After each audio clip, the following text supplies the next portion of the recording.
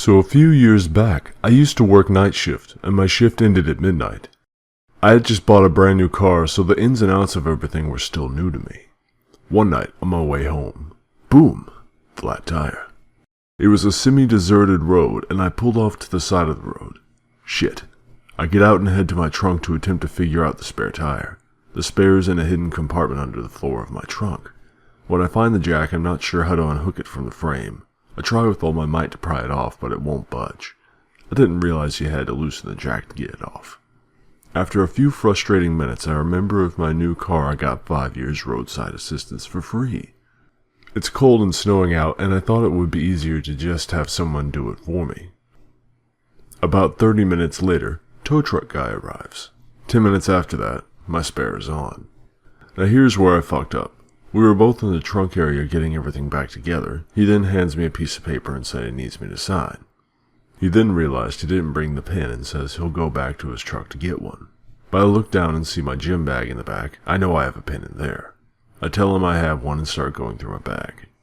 Now the thing with my gym bag, I also use it to carry stuff to and from work. There's a bunch of stuff in there, things like Tupperware, cutlery, and other random objects. So I'm shuffling through the bag and feel something weird and slowly pull it out.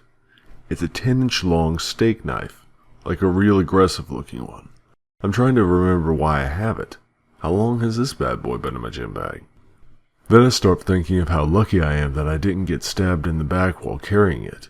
Then I remember a few weeks back I brought leftover steak for lunch and it was a thick one. I definitely needed a steak knife to cut it. Only thing is, all this time I was thinking and not speaking. So this guy at the side of the road at 1 a.m. sees me slowly pull out the steak knife and stare at it like a serial killer for a really long period of time. I'm taken out of my trance when I hear the tow truck guy take off running back to his truck. I freak out, think he's going to call the cops on me or worse, grab a gun. So I take off after him yelling, "Stop, stop!" with knife in hand, which I'm sure only made him run faster. I met with him while he was trying to start the truck. I realize I still have the knife. I drop it, put up my hands and start trying to explain myself.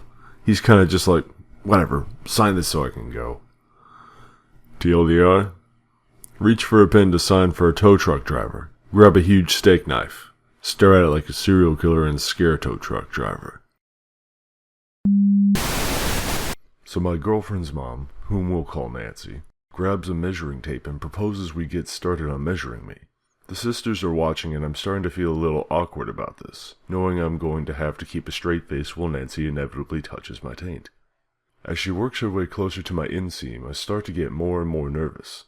Of course, I'm wearing chinos with boxers underneath, so the yams are just kind of hanging loose, adding to my feeling of self-consciousness.